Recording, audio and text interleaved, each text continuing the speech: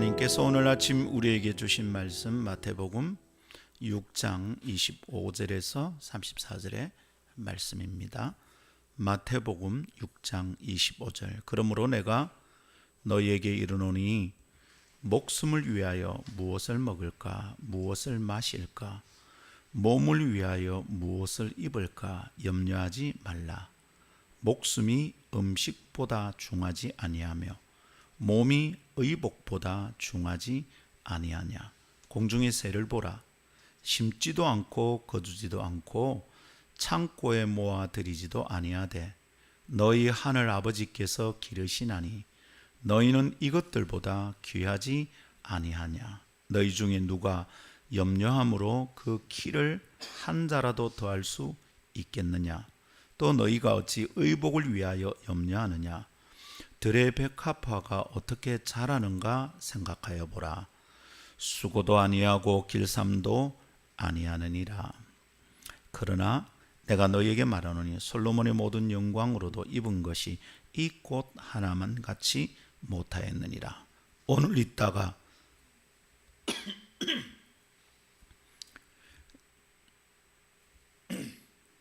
내일 아궁이에 던져지는 들풀도 하나님이 이렇게 입히시거든 하물며 너희일까 보냐. 믿음이 작은 자들아, 그러므로 염려하여 이르기를 무엇을 먹을까 무엇을 마실까 무엇을 입을까 하지 말라.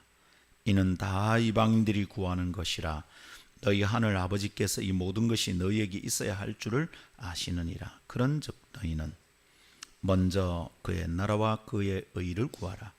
그리하면 이 모든 것을 너희에게 더하시리라. 그러므로 내일 일을 위하여 염려하지 말라. 내일 일은 내일이 염려할 것이요 한날의 괴로움은 그날로 족하니라. 아멘. 이것은 하나님의 말씀입니다. 하나님의 말씀은 능치 못함이 없습니다.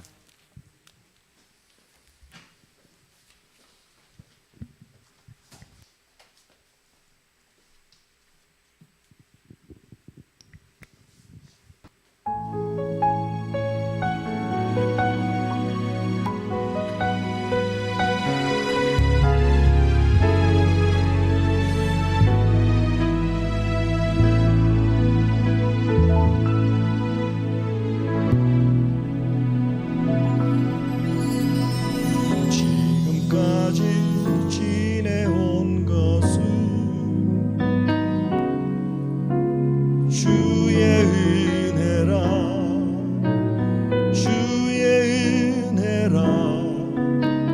지금까지 지내온 것은 내가 하나님의 자녀 된 것은 주의 은혜라.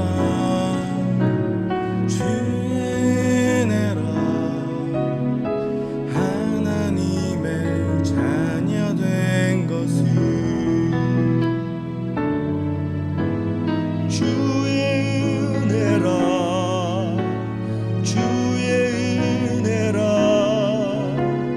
지금까지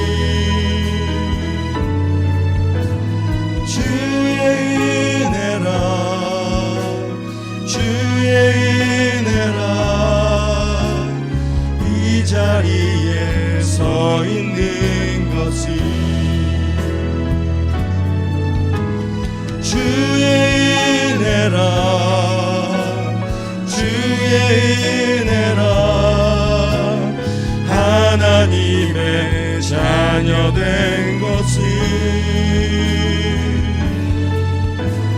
주의 은혜라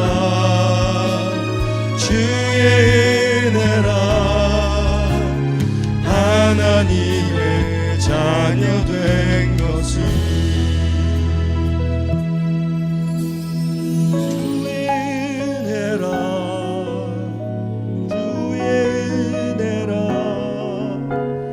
지금까지 지내온 것을 주의 은혜라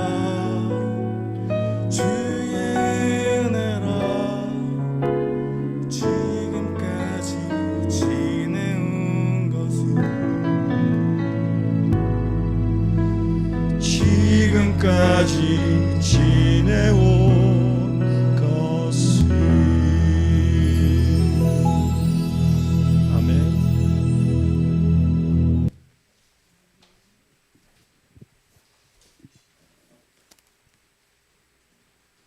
하나님 아버지, 주님께서 오늘 우리에게 주시는 은혜를 감사하며 기뻐하며 이 은혜의 실제, 은혜의 현장, 이것을 경험하며 살게 해 주시옵소서.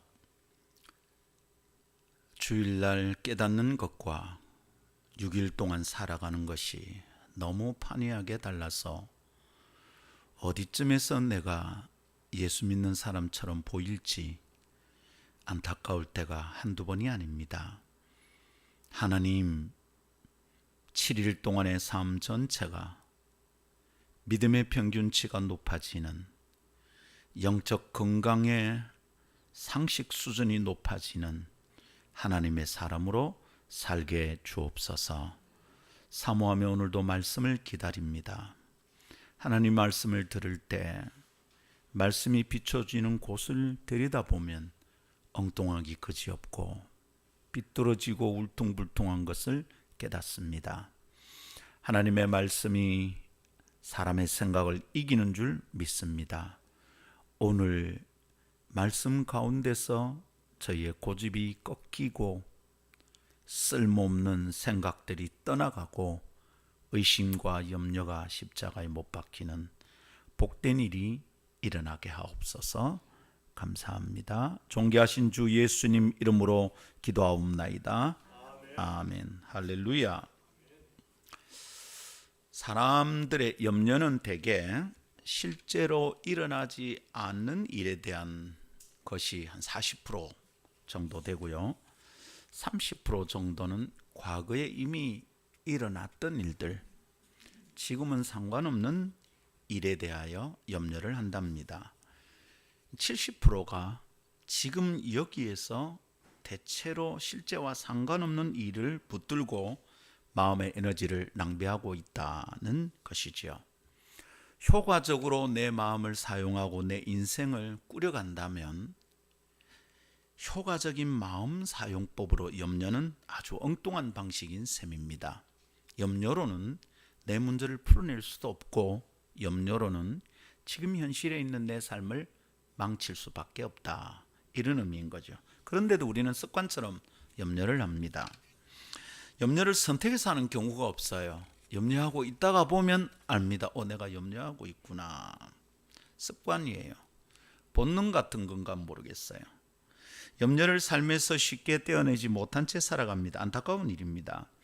그리스도인들의 형편도 그리 다르지 않아 보입니다. 염려에 눌려서 살아갑니다. 심지어 하나님을 더 잘 믿을 염려를 하면서 염려로부터 떠나지를 못합니다. 그래서 이 문제를 다루어 보고자 합니다.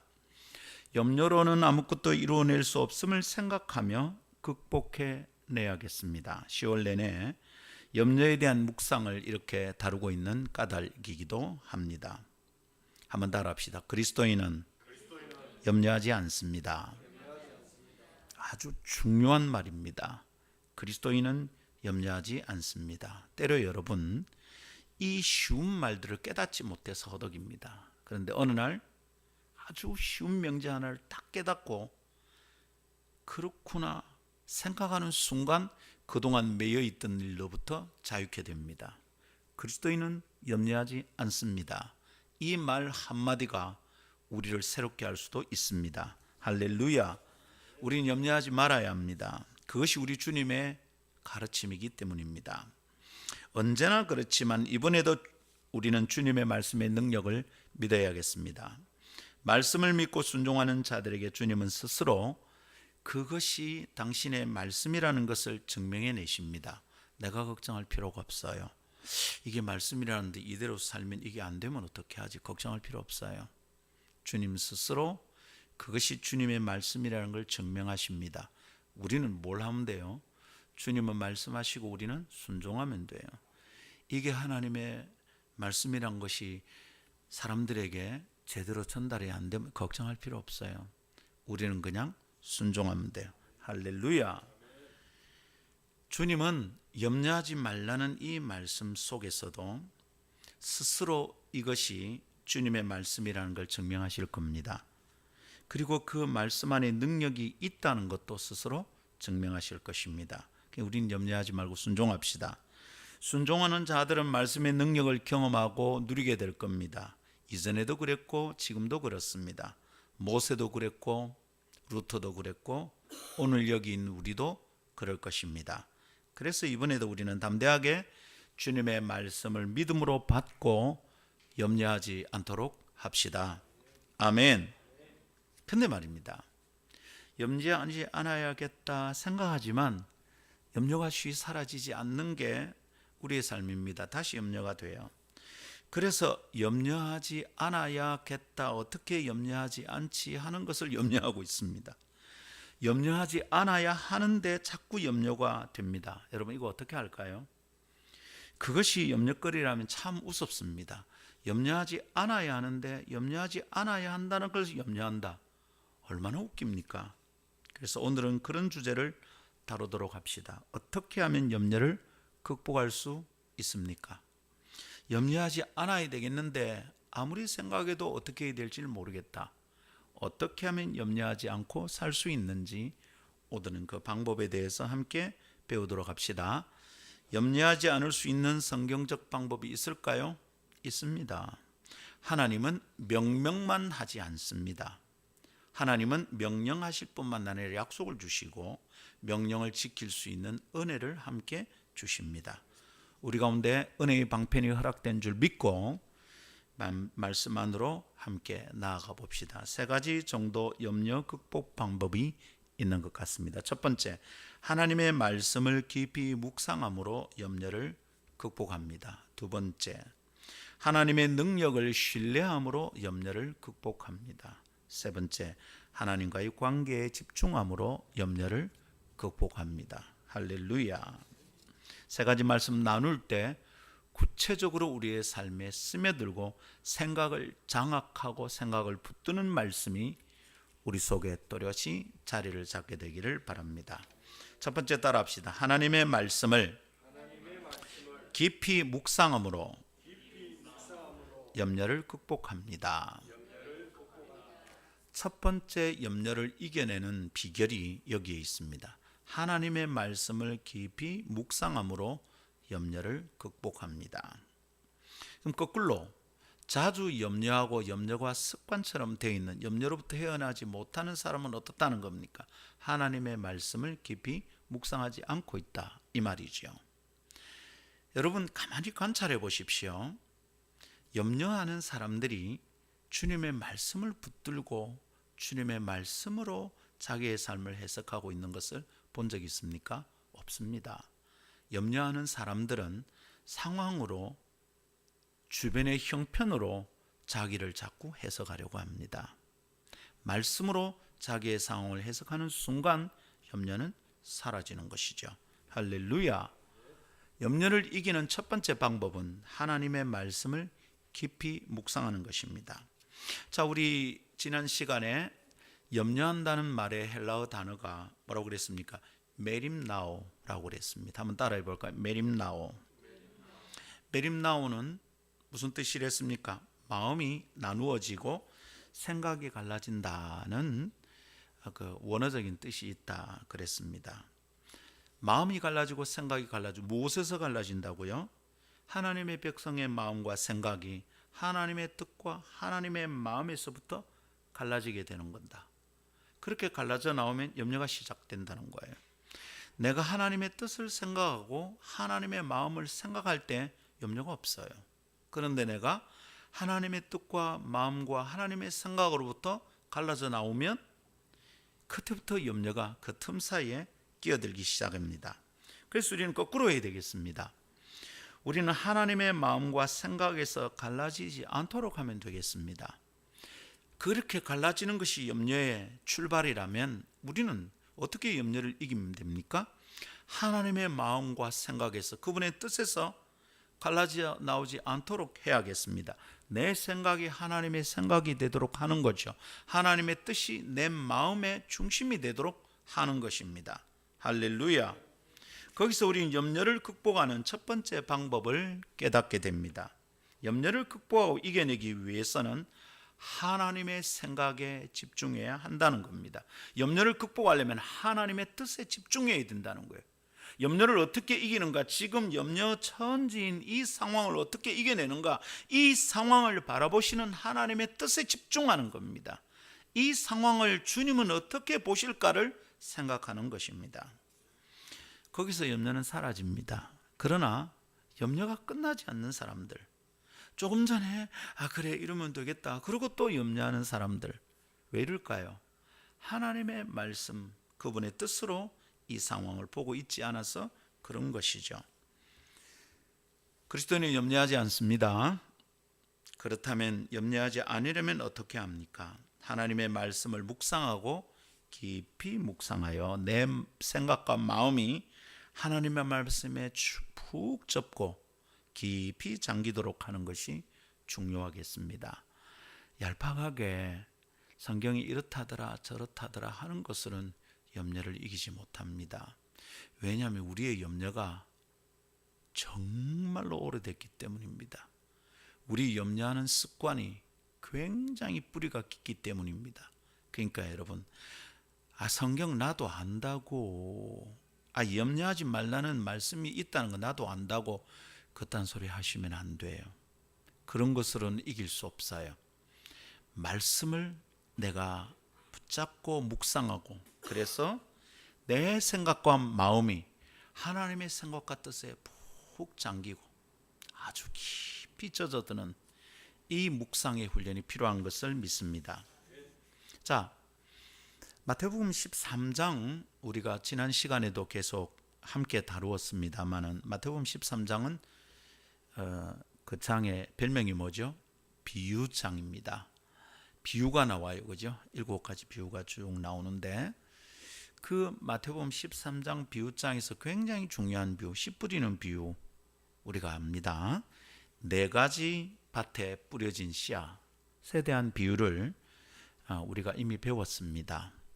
자, 이 4가지 밭 가운데 오늘 우리가 염려와 관련해서 묵상하고 다시 살필 밭은 가시떨기 밭입니다. 자, 가시떨기에 떨어진 씨앗이 어떻게 된다고요? 못 자라요. 그러니까 열매를 맺지 못해요. 가시떨기에 떨어진 씨앗은 열매를 못 맺는다. 왜? 나무가 못 자라니까 그렇다.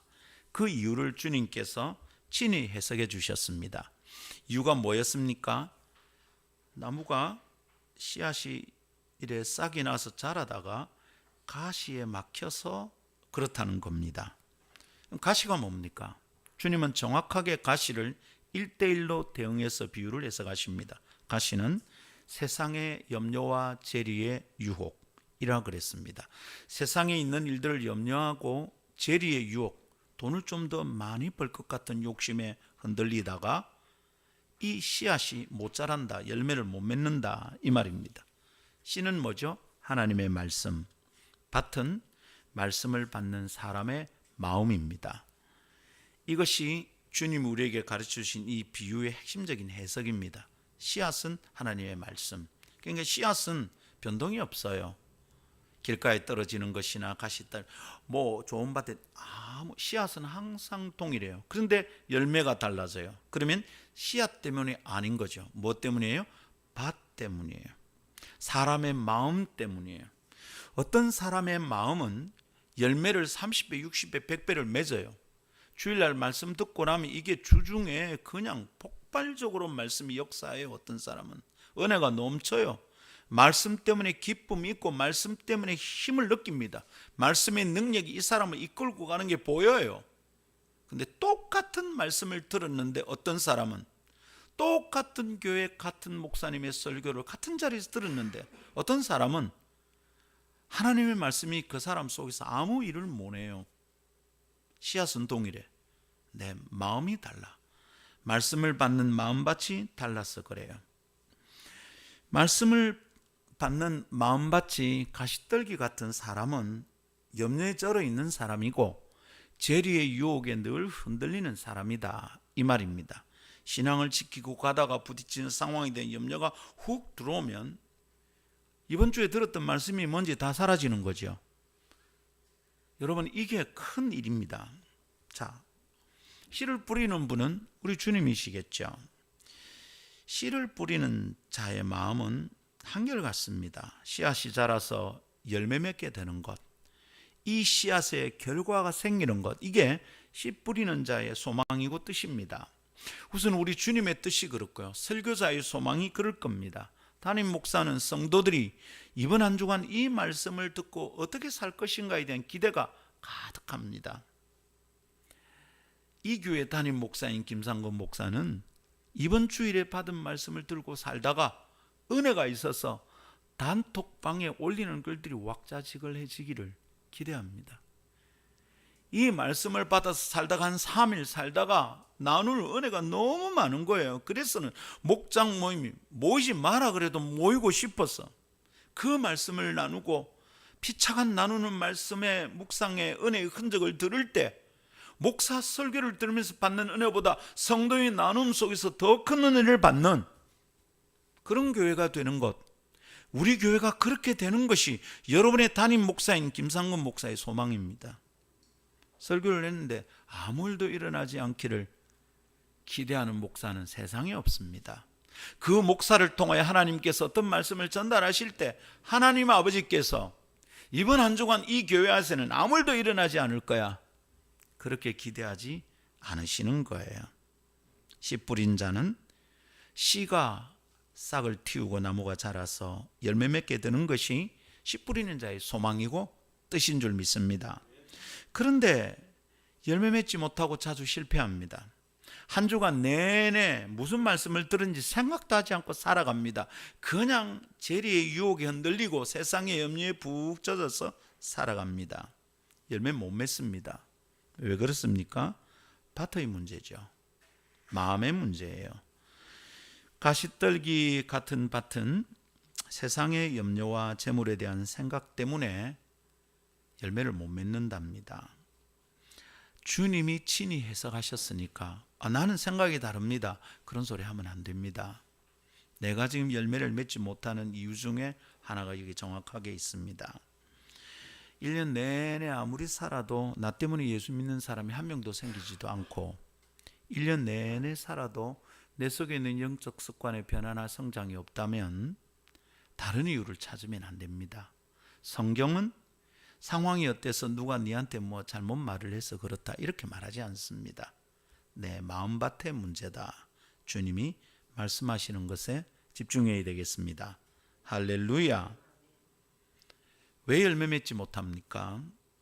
염려와 재물에 대한 생각 때문에 만밭이 어지러워서 그래요. 염려가 하나님의 말씀에 대한 집중력을 분산시켜버리는 겁니다. 염려란 본질적으로 하나님의 말씀으로부터 우리 마음을 갈라지게 만드는 거예요. 그래서 이 염려를 습관적으로 하는 사람, 염려에 대하여 성경적 관점으로 생각하고 묵상하고 다루지 않는 사람, 이것을 가볍게 여기는 사람은 평생토록 하나님의 말씀으로부터 갈라져 놓은 삶을, 평생토록 하나님 말씀과 상관없는 삶을 살아갈 겁니다. 결과는요, 열매가 없습니다. 우리 경상도 말로 새가 빠지게 애를 쓰는데 아무것도 없습니다. 교회 생활하다 보면 그런 사람들이 있거든요. 가끔 내가 어떻게 했는데 이렇단 말이고 생각해 봐야 합니다. 말씀의 씨앗이 당신 마음에 뿌리 내려서 자라고 있는지 생각해 봐야 됩니다.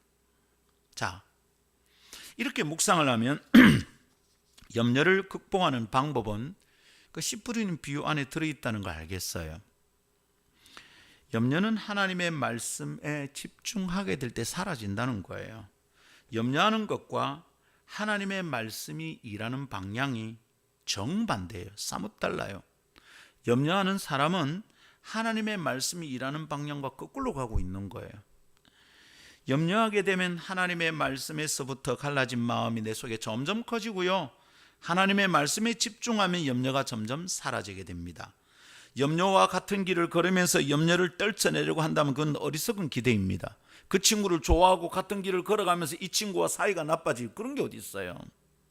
염려를 가까이 두는 사람은 염려하지 않을 수 없어요. 염려는 아주 질기고 끈질긴 녀석입니다. 염려의 방향과 다른 쪽으로 걸어야 염려하지 않게 된다 이 말입니다. 그런데 여러분, 어떻게 염려와 다른 방향으로 걸어갑니까? 사람들은 이럴 때 어떤 방식을 쓰냐면 염려하지 말자 지금 자꾸 염려하고 있는데, 염려하지 말자 또 염려하고 있는데, 내 또 이거 염려하고 있는데, 이거 염려 안 해야 되는데 또 염려하고 있네요. 어떻게 하면 됩니까? 염려와 다른 생각을 마음에 품어야 합니다. 다른 생각이 뭐죠? 세상 천지에 널려있는 생각은 염려를 이길 수 있는 다른 방식이 아닙니다. 다른 생각은 깨끗하고 순전한 생각이죠. 하나님의 말씀입니다. 우리는 하나님 말씀을 깊이 묵상함으로 염려를 이겨낼 수 있습니다. 이게 아주 단순하고 명령한 성경적 비결입니다. 이 방법 말고 다른 것으로 이겨낸다? No, 그렇지 않습니다. 염려를 잊기 위해서 사람들을 찾아다닌다. 염려를 잊기 위해서 밤새도록 드라마를 본다. 염려를 잊기 위해서 예능 프로그램을 가지고 희기닥거리고 있는데 끝나보세요. 그 사람과 만남을 끝내고 돌아오는 길에 염려가 더 커집니다. 재미있게 무슨 드라마를 보고 예능을 보면서 끼득끼득 웃고 그러면 염려를 잊을 거라. 여러분 프로그램 끝나보십시오. 염려가 더 쓰나미처럼 몰려옵니다. 내가 뭐하고 있나? 이런 시간에 또 내가 희닥거리고 있구나. 그런 것은 이기지 못합니다. 염려를 이길 수 있는 유일한 생각은 하나님의 생각입니다. 이것으로 우리는 염려를 이길 수 있습니다. 그러나 하나님의 말씀이 그 사람의 마음과 생각을 다스리지 못하면 염려가 가득 차게 되죠. 점점 가득 차게 되죠. 쓰레기 같은 생각이 우리의 마음을 완전히 망쳐버리게 됩니다. 그 마음에 밭은 염려라는 이름의 잡초가 무성하게 됩니다. 그래서 씨앗이 자라는데 필요한 영양분을 이 잡초가 다 빼앗아갑니다. 생각은 힘입니다. 근데 염려하는데 힘의 에너지를 다 쓰고 있는 거죠. 내 생각의 에너지가 염려하는데 다 쓰고 있는 겁니다. 아무 쓰잘데기 없는 것에 에너지를 빼앗깁니다.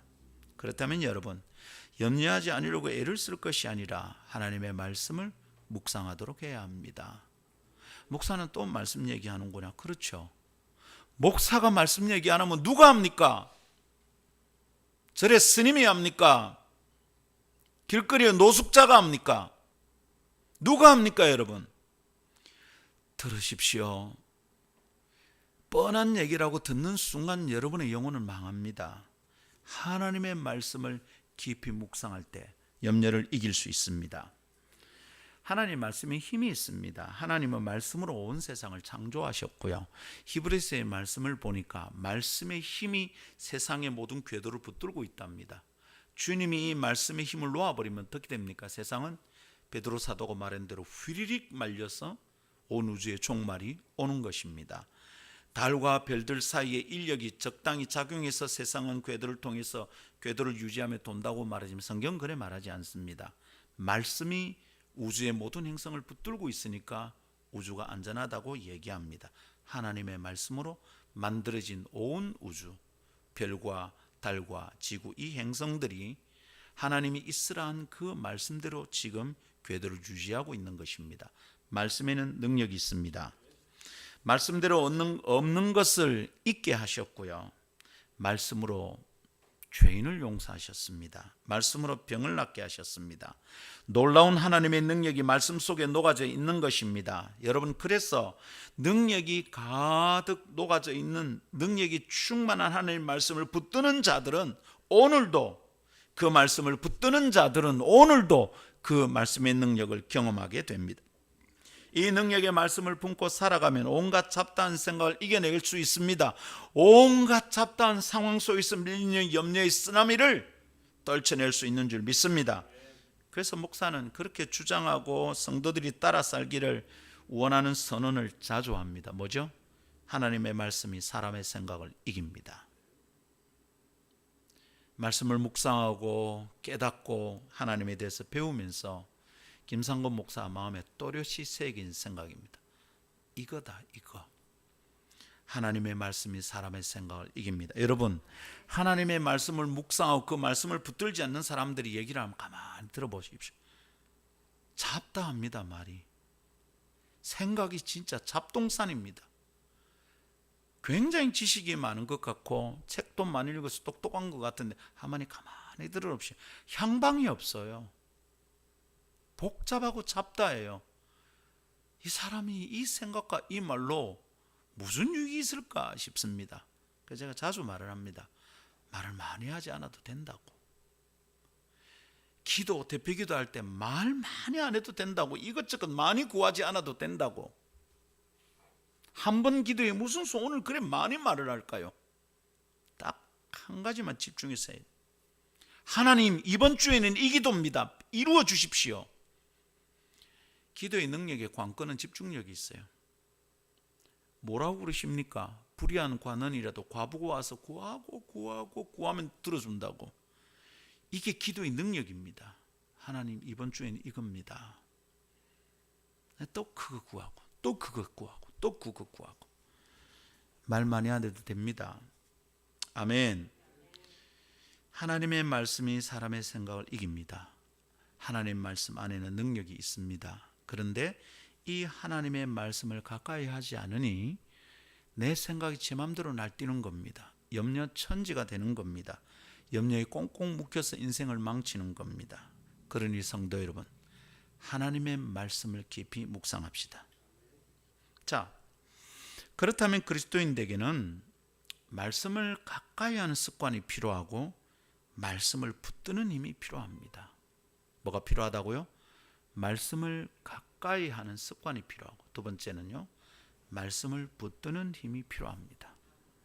어떤 사람은 말씀을 아예 가까이 하질 않습니다. 이 사람 속에 말씀이 머물 자리가 있겠어요? 말씀이 그 마음에 있지 않으니 그 마음은 순 잡동사니 생각이 가득 차는 거죠. 그냥 쓰레기통이 되는 거예요. 자기 스스로도 복잡해요. 문득문득 자기의 생각이 지쳐서 내가 왜 이러나 싶죠. 이겨낼 수 있는 방법은 말씀을 가까이 해야 합니다. 두 번째로는 말씀을 가까이는 하는데 이 말씀이 뿌리를 내리지 못해. 왜 그래요? 말씀을 붙드는 힘이 없어요. 주일날 들은 말씀 예배당 나서면 다 날아가 버리니까. 말씀을 붙드는 힘이 필요해요. 말씀을 붙드는 힘, 말씀을 가까이에서 붙드는 힘은 어떤 습관으로부터 옵니다. 어떤 습관? 묵상하는 습관. 되씹고 되생각하고 또 되씹고 또 생각하고. 말씀을 계속 되풀이해서 되씹어서 생각하면 염려가 자꾸 묵상될 리는 없죠. 근데 말씀을 묵상하지 않는 사람은 염려를 묵상하는 겁니다. 어두운 생각을 묵상하는 거죠. 부정적인 생각을 자꾸 되풀이하는 거죠. 어떻게 되죠? 염려가 내 삶을 가득 채우고 맙니다. 삼키고 맙니다. 그래서 그리스도인에게는 말씀을 붙드는 힘이 필요합니다. 염려하지 않고 살아가려는 하나님의 백성에게 하나님의 말씀이 머무는 자리가 필요해요. 하나님의 말씀을 어떻게 내 삶에 머물게 합니까? 묵상, 붙드는 힘으로 가능합니다. 염려하는 사람들은 생각의 뿌리가 약하다는 것을 우리는 알 수 있어요. 염려하는 사람들 가만히 보십시오. 생각이 왔다가 갔다가 해요. 한 가지 방향으로 염려하는 사람은 원래 염려 많이 안 하는 사람이에요. 근데 염려하는 사람들은 생각의 뿌리가 약해요. 자주 흔들려요. 생각이 이렇게 저렇게 바람에 나부끼는 나무같이 같이 흔들려요. 생각이 견고하지 못해요. 그러나 하나님의 말씀을 붙드는 사람들은 그 생각이 견고해진답니다. 말씀의 능력 때문입니다. 그 사람이 의지가 있기 때문이 아니라 하나님의 말씀 때문입니다. 의지는 사람마다 차이가 나요. 그러나 하나님의 말씀을 자주 가까이 하고 깊이 묵상하는 사람은 평소에 의지가 약한 사람인데 이상하게 생각이 견고해져요. 하나님의 말씀의 능력 때문입니다. 나는 그게 안 된다, 그런 소리 하지 마세요. 원래 안 되니까 평생을 그래 살고 영원히 그래 살 것 같으면 우리 하나님을 왜 믿습니까? 하나님 말씀 왜 배웁니까? 말씀의 능력이 있습니다. 할렐루야. 그래서 우리는 말씀을 붙들고 살아가는 훈련을 아주 분명하게, 아주 적극적으로 해야 합니다. 말씀을 붙드는 힘을 키워야 하는 겁니다. 어떻게 해요? 말씀을 자주 읽고 묵상하고 말씀을 가까이 두는 습관을 기름으로 가능해집니다. 말씀을 붙드는 힘은 묵상으로부터 옵니다. 묵상이 안 되는 사람은 늘 넘어져요. 아름다운 교회는 오후 예배를 통째로 다 바쳐서 말씀 묵상 훈련을 매주 합니다. 그렇게 하는 게 매우 실제적이거든요. 오후 시간 여러분 놓치면 안 돼요. 어떤 사람은 오후 시간이 질질 끌어진다고 싫어하는 사람이 있다는 소리를 들었습니다. 너무 안타깝습니다. 질질 끌어지는 게 아니라 자기의 삶에 실제로 말씀을 적용하는 시간이에요. 오후는 말씀을 듣고 끝내는 게 아니라 워크숍을 하는 거예요. 워크숍을 안 해보면 진짜 내 삶에서 말씀을 어떻게 적용해서 살아가겠어요? 이 비결밖에 없어요. 그래서 김상건 목사는 질기게 말씀 묵상 훈련을 하게 만드는 줄 깨닫기 원합니다. 자, 그렇게 우리가 말씀을 붙드는 훈련을 하면, 우리가 말씀을 오래 붙잡고 묵상하면 놀라운 일이 일어나요. 처음에는 내가 말씀을 붙들려고 애쓰는 것 같아요. 힘이 들어요. 이게 훈련되기 전까지는 참 힘들어요. 야, 큐티, 뭐 어째 하는 거고. 처음에는 내가 말씀을 붙잡으려 애를 쓰고 막 힘이 들어요. 그러나 시간이 지날수록 신비한 일이 생겨요. 점점 내가 말씀을 붙드는 게 아니라 하나님의 말씀이 나를 붙들고 가고 있다는 것을 발견하게 돼요. 참 이상해. 어떤 일이 생기는데 말씀이 툭 떠올라요. 너무 이상해. 그때 깨닫는 거죠. 내가 말씀을 붙드는 게 아니라 하나님 말씀이 지금 나를 붙들고 있잖아. 말씀이 탁 떠오르니까 그 말을 뱉어내려다가 딱 참습니다. 그리고 시간이 지나면 참 잘했다. 누가 누구를 지킨 거죠? 하나님의 말씀이 내가 실수하 있는 현장을 지키신 겁니다. 할렐루야. 신기한 일이죠. 놀라운 은혜입니다. 모든 성도들이 이것을 경험할 수 있기를 바랍니다. 김상건 목사는 이런 것에서 개인적인 감정이 너무 많아요. 저는 성정이 불같고요, 삐딱한 것을 그냥 참고 넘기는 사람이 아니에요. 그런데 시간이 갈수록 제가 묵묵하게 상황을 지켜보는 때가 생기더라고요. 저는 그거 잘 안 되는 사람이에요. 당장 바꿔야 돼. 야단을 쳐서 고쳐야 돼. 그냥 지나가지 않으면 길거리에 여러분 아이들이 막 그냥 못 보고, 지금도 사실은 뭐 그렇게 합니다만은 옛날처럼 하질 않아요. 하나님의 말씀이 나를 붙들더라고요. 할렐루야. 하나님의 말씀을 오래 붙들고 살면 하나님의 말씀이 내 안에서 일하는 접촉점을 다 늘리는 거죠. 접촉면이 늘어나요. 하나님의 말씀이 내 안에 머무는 시간이 자꾸 늘어나요. 그렇게 하나님의 말씀을 붙드는 사람에게는 염려가 남아있을 곳이 없는 거죠. 어떻게 하면 염려하지 않을 수 있습니까? 하나님의 말씀을 깊이 묵상할 때 가능합니다. 할렐루야. 두 번째 따라합시다. 하나님의 능력을 신뢰함으로 염려를 극복합니다.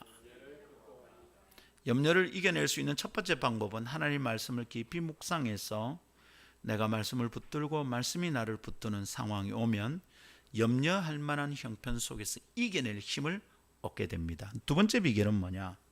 하나님의 능력을 신뢰함으로 염려를 극복합니다. 자, 다시 생각해 봅시다. 염려한다는 말이 뭐라고요? 메림나오. 이게 원어적 뜻이 뭐라 했습니까?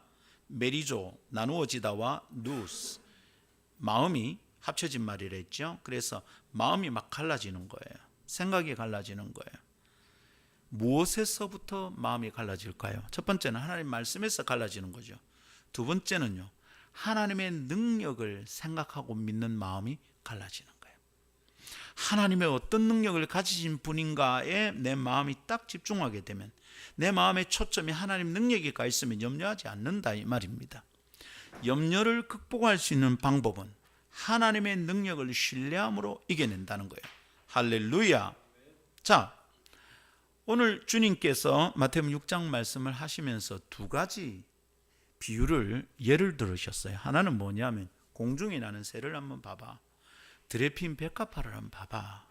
주님이 이러셨어요.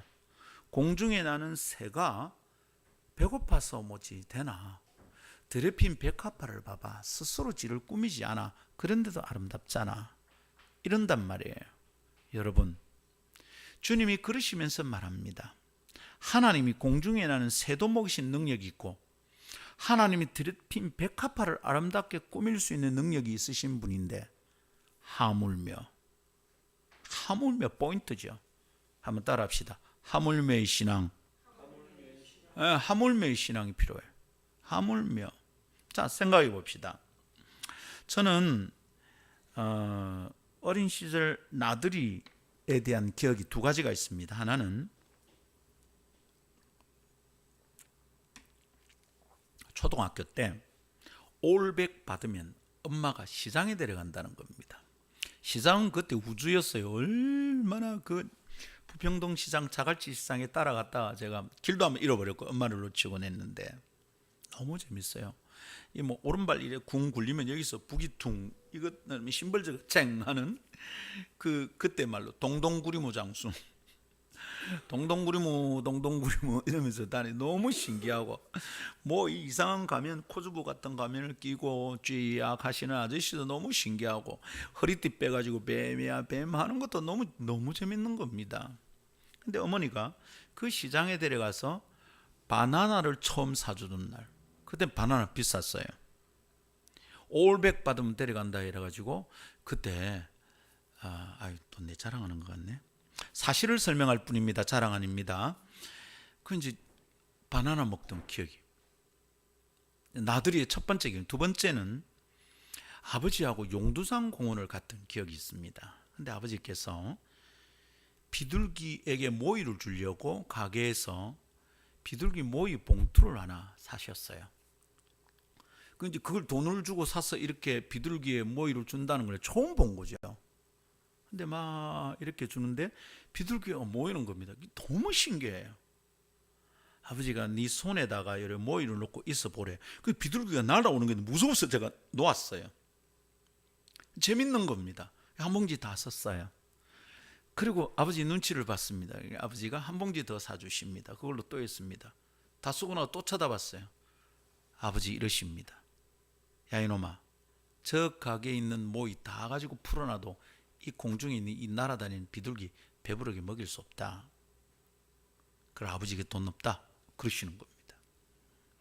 이게 제 나들이 부모님과 함께 나들이 했던 첫 번째 기억 중에 하나입니다. 그렇죠 여러분? 그 가게에 있는 모이를 다 사서 뿌린다 한들 공중에 나는 새들을 다 먹일 수 있습니까? 저는 오늘 이 말씀을 준비하다가 아버지와 함께 비둘기 모이를 줬던 기억이 살아났어요. 세상에 어떤 부자가 이재용이라도 일론 머스크라도 빌 게이츠라도 자기 전 재산을 털어서 이 땅에 존재하는 모든 새들을 먹일 수 있겠습니까? No. 근데 주님 말씀하십니다. 하나님께서 그들을 먹이신다. 하물며 너희일까 보냐. 공중의 새를 먹이시는 하나님의 능력에 집중하면 내 삶이 어떨까? 내가 먹을까 마실까 무엇을 입을까 염려할 필요가 없음. 하나님의 능력을 신뢰함으로 염려를 극복하는 줄 믿습니다. 예수님이 그 비결을 이 비유를 통해서 가르쳐 주시는 거죠. 들의 백합화를 보라. 아름답지 않냐? 솔로몬이 지금만큼 더 이쁘게, 아무리 솔로몬의 부귀영화가 찬란해도 백합화가 솔로몬의 부귀영화보다 더 이쁘다. 저거 누가 할 수 있냐? 누가 할 수 있죠? 하나님이 하시죠. 얼마 전 서울에서 있는 제 친구 목사의 딸 혼인식 주례를 하러 갔었습니다.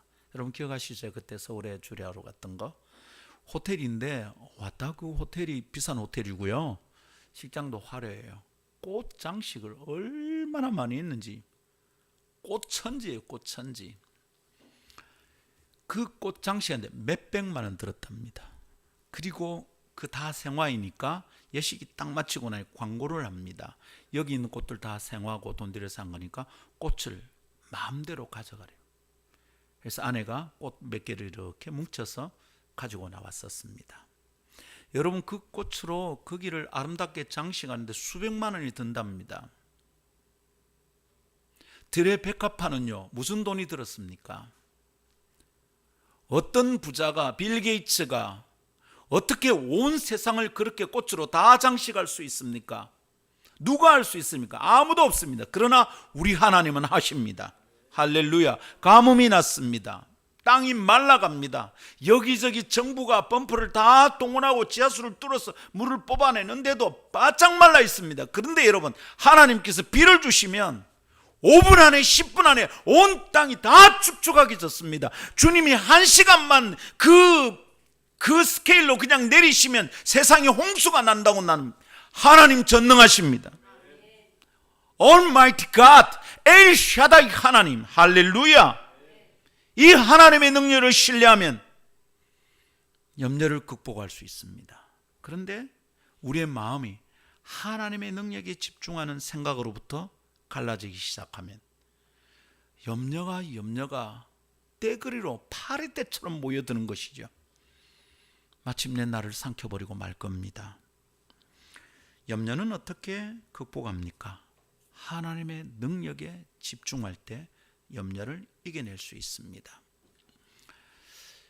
그런데도 염려할 일이 생기면 어떻게 합니까? 우리는 우리의 생각이 상황에 가지 않고 하나님의 능력에 가도록 준비해서 기도하면 됩니다. 우리에게도 염려할 상황이 생깁니다. 먹을 문제, 마실 문제 생깁니다. 저희 집안도요, 아들 사고와 어머니 문제가 한꺼번에 터져가지고 제가 장남이잖아요. 처리하다 보니까 이게 뭐 카드로 긁은 것은 지금 몇 달을 계속 갚아야 되고요. 카드 자꾸 많아지는 겁니다. 그러다 보니까 제 통장 잔고가 뚝뚝뚝뚝뚝 떨어지고 있습니다. 여러분 통장의 잔고가 완전히 말라버리면 저 염려하겠습니까? 안 하겠습니까? 염려하게 될 겁니다. 상황을 내 눈으로 보고 있으면 염려하게 됩니다. 근데 이 상황을 하나님의 능력의 관점으로 보면 염려하고 끝나지 않습니다. 저는 이게 이렇게 통장의 잔고가 줄어드는 걸 보고 가만 놔두겠습니까? 아니죠. 어떻게 하면 됩니까? 열심히 일하겠죠. 돈 벌겠죠. 투잡, 쓰리잡 뛰겠죠. 그러면 어떻게 되는 거죠? 그게 세상의 염려와 재리의 유혹이죠. 여러분 우리 재정이 모자라면 열심히 일해야 됩니다. 투잡, 쓰리잡 하는 거 틀린 것 아닙니다. 근데 문제가 뭡니까? 내가 투잡, 쓰리잡 뛰어서 내 능력으로 해결하려는 게 문제죠. 투잡, 쓰리잡은 아무나한테나 생깁니까? 아무한테나 그런 기회가 주어집니까?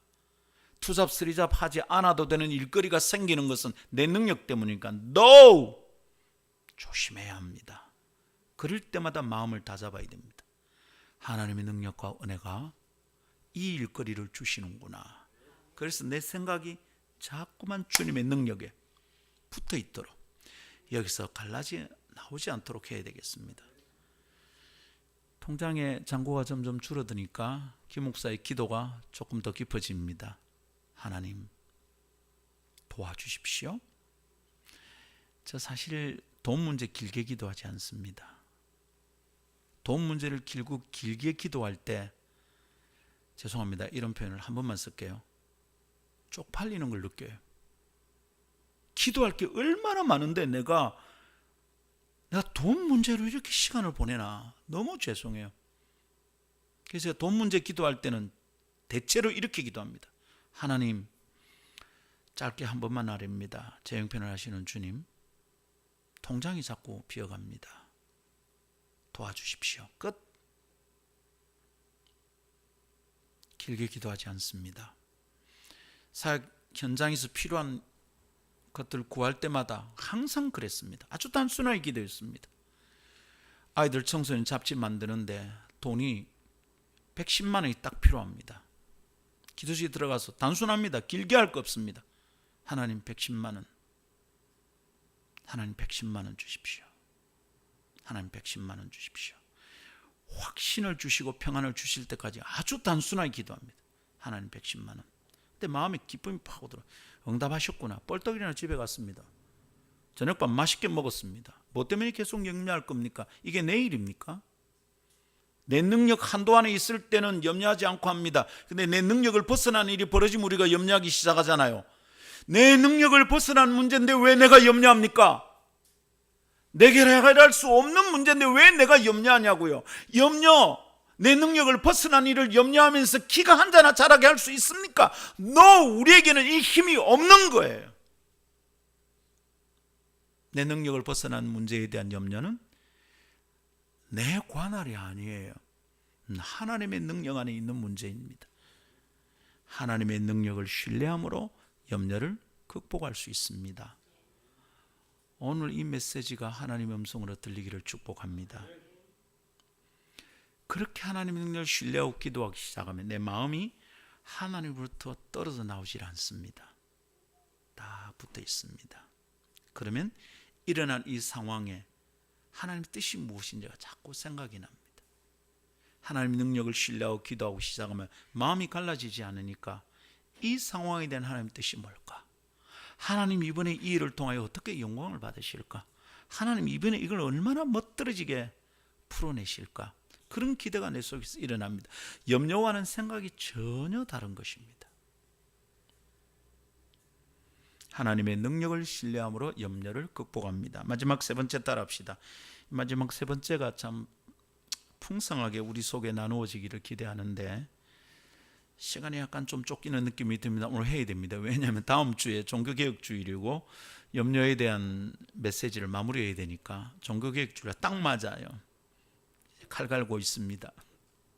자, 세 번째 따라합시다. 하나님과의 관계에 집중함으로 염려를 극복합니다. 하나님의 말씀에 집중하고 묵상하면 염려가 머물 생각이 내 마음에서 없어지죠. 하나님의 능력을 신뢰함으로 집중하면 내 능력을 넘어선 범주 안에 있는 염려가 하나님의 관할이 되어버리니까 내가 염려하지 않아도 됩니다. 마지막 세 번째 방법은 하나님과 나와의 관계에 집중함으로 염려를 극복할 수 있습니다. 염려하는 사람들은 하나님 나와 어떤 관계가 있는지를 잊어버리고 있는 거예요. 염려하는 사람은 내 아버지가 누구인지를 잊어버리고 있는 거예요. 성경이 뭐라고 가르칩니까? 예수님이 우리에게 뭐라고 그러는 거예요? 하물며 너희일까 보냐? 하늘에 계신 천부께서 너에게 필요한 것이 있다는 걸 모르시겠느냐? 염려하지 말라 말씀하는 겁니다. 염려를 이기는 중요한 방법은 하나님과 나와의 관계에 집중하는 겁니다. 이것이 우리 염려를 이기게 만든 줄 믿습니다. 질문합니다. 하나님 여러분에게 누구십니까? 여러분들은 하나님에게 어떤 존재입니까? 하나님은 여러분에게 어떤 분이고 여러분은 하나님에게 어떤 사람인 겁니까? 이것을 깨닫지 못하는 자들은 자꾸 염려하게 됩니다.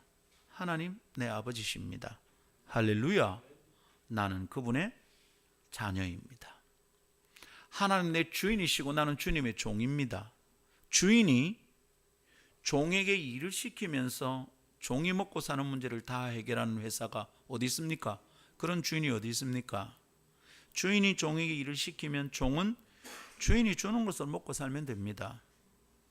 염려하지 않아도 됩니다. 내 아버지께서 하나님이시고 내 주인이 하나님이십니다. 그런데 그분이 전능하십니다. 할렐루야. 무슨 염려를 더하게 됩니까? 제 아들이 미국에 있는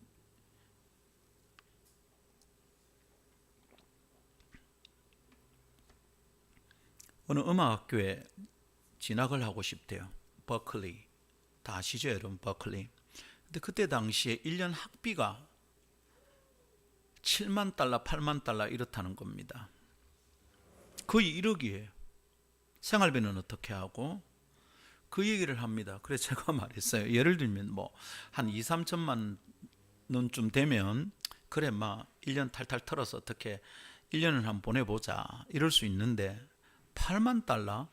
제 능력이 보면 확 넘어가는 한 3년 연봉이 다 날아가야 될 판이니까 걱정이 될 만하죠. 그래서 제가 말했습니다. 야, 그러면 아빠 고민을 해야 되는지 고민을 안 해야 되는지 모르겠다 이랬더니 제 아들이 딱 이렇게 말합니다. 아버지, 하늘 아버지가 걱정할 일을 왜 땅 아버지가 생각하세요? 제가 그건 땅 아버지가 할 일이 아니에요, 아빠. 하늘 아버지가 해결할 문제예요. 마음이 너무 기뻤어요. 어떤 사람들은 네가 아버지 애비의 능력을 무시하나 이럴지도 모르겠지만 저는 전혀 제 아들이 그 말을 할 때 마음이 너무 기뻤습니다. 그렇지. 하늘 아버지가 걱정할 일을 땅 애비가 무슨 생각을 하겠느냐. 제 아들은 이전에 언젠가 얘기한 것 같습니다. 그죠? 싸이월드에 제 사진을 딱 걸어놓고 그 위에다가 영어로 이래 써놨습니다. Earthly Father. 하늘에 계신 우리 아버지에 할 때 영어 표현이 Heavenly Father. 이놈은 하나님을 Heavenly Father, 저를 Earthly Father, 하늘 아버지와 땅 아버지로 구분해서 생각할 줄 아는 녀석이었습니다. 버클리 결국 가지는 못했습니다. 돈 때문에 저는 못 갔다고 생각하지 않습니다. 하나님이 제 아들을 선하게 인도하셨고 지금도 인도하신 줄 믿습니다. 나와 하나님과의 관계가 어떠냐를 집중해서 생각하면 염려는 사라집니다. 내 아버지가 하늘 아버지인데 무슨 걱정을 합니까? 저는 그래서 제가 할 일만 생각합니다. 아이고 목사님 60이 넘었는데 뭔 또 새로운 일을 뭘 생각합니까? 그거 왜 생각하는 게 왜 문제입니까? 뭐 또 재정을 왜 제가 걱정합니까? 이게 제 일입니까? 주님의 일인데 우리는 할 일만 생각하면 됩니다. 하나님의 뜻이 머무는 일이 무엇인지를 생각하면 됩니다. 순종하면 됩니다. 돈은 은행에 있고요. 결제는 하늘에서 나고 잘 훈련해야 합니다. 내가 하나님에게 어떤 사람인가? 하나님 나에게 어떤 존재인가? 이것을 자주 생각하고 집중하면 염려가 점점 줄어듭니다. 감땡이가 커집니다. 아주 담대한 믿음으로 살 수 있게 되는 줄 믿습니다. 할렐루야. 제 휴대폰에 단축키로 저장된 번호들이 있잖아요. 우리 가족들의 1, 2, 3 이래 되어 있지 않겠습니까? 여러분 한번 예상해 보십시오. 제 휴대폰의 1번 누굴까요? 1번 사모님? 아닙니다. 1번 제 아들입니다. 2번은요? 제 딸입니다. 아내는 몇 번일까요? 3번? 4번? 왜 4번입니까? 제 아내는 0번입니다. 1순위, 2순위 아니고 0순위, 순서를 매길 수 없다. 0순위입니다. 찾기 쉽게 그랬어요. 그리고 이제 저희 어머니와 동생들은 11대 했어요. 11 어머니, 12 동생, 13 동생 이렇게 정리해 놨습니다. 이렇게 하는 것은 제가 급하게 자주 연락하는 순서들로 정돈을 한 거겠죠. 제게 순서가 있다 이 말입니다. 1순위, 2순위, 3순위 있겠습니다. 자, 여러분 마음의 1순위는 누굽니까? 간혹 페이스북에 보면 엄마 아빠들이 자기 아이들을 1번, 2번, 3번 이렇게 불러요. 제일 맞이를 1번, 둘째를 2번 이렇게 하는 것 같습니다. 근데 여러분, 만일 그게 우선순위와 귀중한 가치의 순서라면 아들은 내게 몇 번일까요? 딸은 내게 몇 번일까요? 아내는 내게 몇 번일까요? 이런 생각을 하게 된 거죠. 그럼 이렇게 물어볼까요? 그렇게 중요한 순서로 먹이면, 넘버링을 하면 하나님에게 나는 몇 번일까요? 생각해 본 적 있습니까?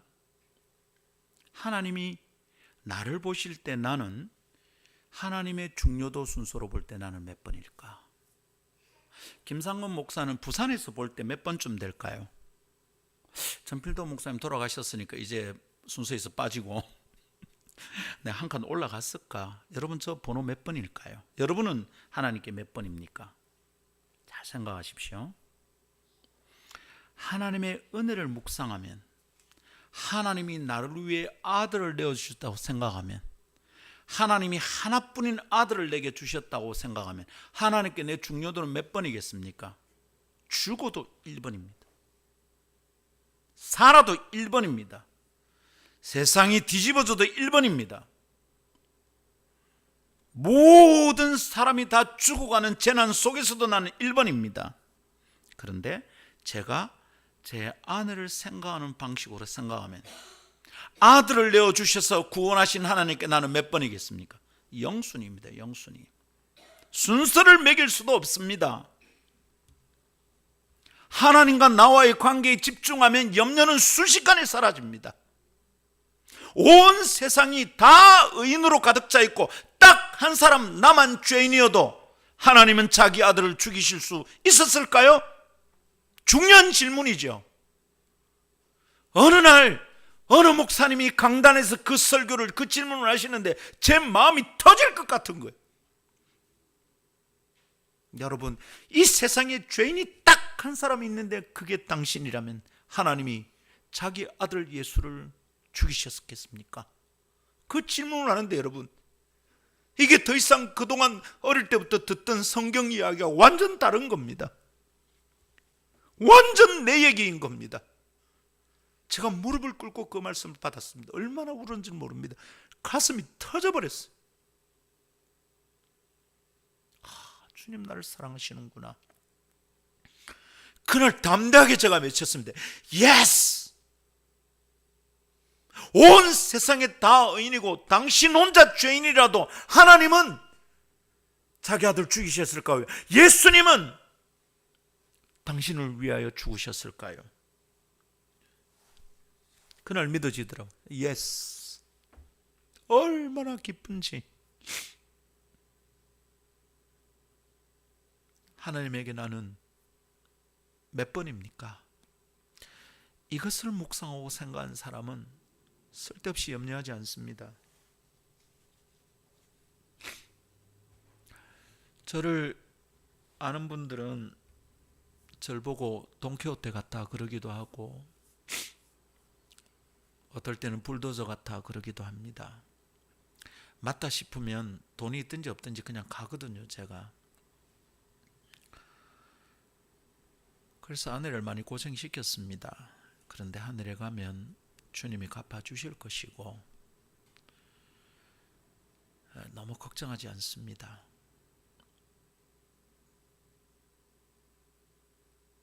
아주 단순한 이유가 있습니다. 살면 살수록, 주님을 섬기면 섬길수록 주님이 내게 너무 귀한 분이고 주님의 눈에 내가 아름답구나.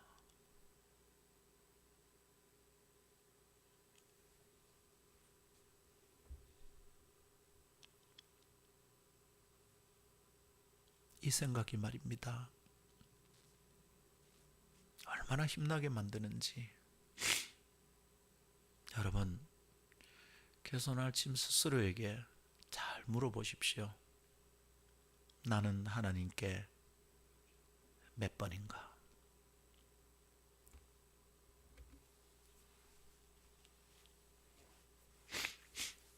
이 생각을 가진 사람들은 이 생각했다 저 생각했다 하지 않습니다.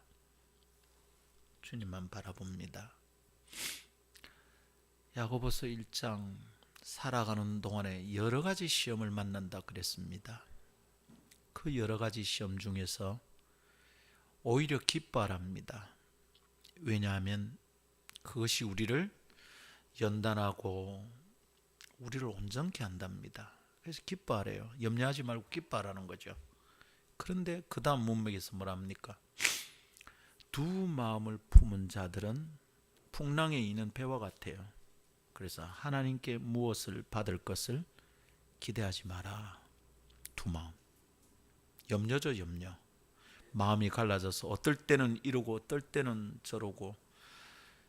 여러분, 풍랑이 있는 바다에 떠 있는 배를 본 적 있습니까? 오르락 내리락 합니다. 주님이 두 마음을 가진 자들 그렇게 본다는 거예요. 야, 이게 네가 원하는 거, 이게 원하는 거. 그럼 또 올라가는 거, 이거가 또 내려가는 거, 이거야? 주님이 무엇에 응답해야 될까요? 두 마음을 품은 자들은 하나님께 얻기를 바라지 말라. 염려에 대한 가르침인 것 같습니다. 성도 여러분, 하나님의 말씀에 집중하고 깊이 묵상합시다. 하나님의 능력에 집중하게 내 마음이 쉽게 떠나지 않도록 합시다. 하나님과의 관계에 집중하여 내가 하나님께 어떤 사람인지 딱 붙잡고 살아갑시다. 그러면 염려를 극복하고 지극한 평안 속에서 흔들리지 않고 주님을 따르리라 믿습니다. 할렐루야. 드디어 다음 주 염려하지 말라 시리즈 마지막 메시지를 나누게 되었습니다. 할렐루야. 10월 한 달 동안 배운 말씀이 평생의 내 염려거리를 해결하는 복된 말씀 되기를 축복합니다. 찬양합시다. 나는 염려할 게 없고요.